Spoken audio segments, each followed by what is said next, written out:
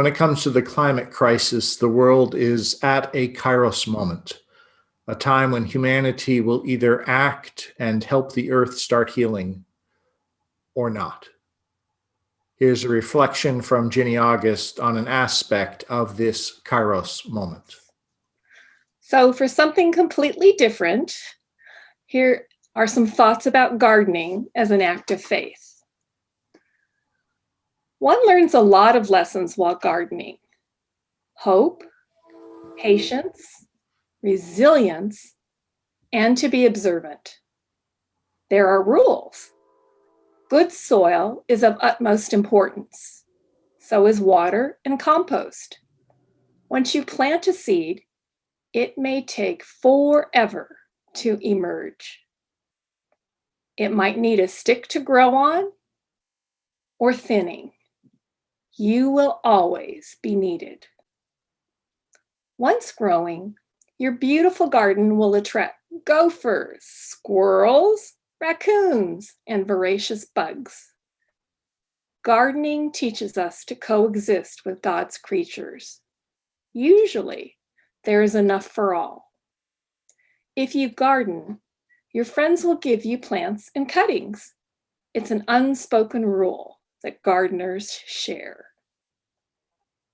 Our garden gives us a great deal of pleasure. After work, I would go directly to the garden swing.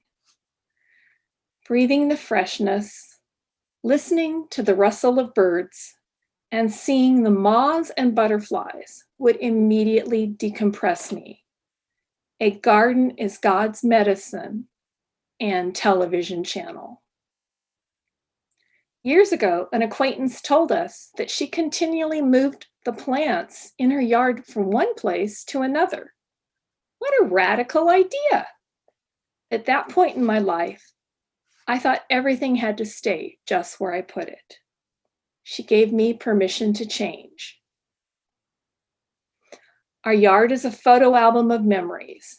In the spring, we plant sweet peas to honor my grandmother. The Clivia, Amaryllis, and Matilaha poppies are sweet reminders from family. During this pandemic, it has been especially important to be out in the garden.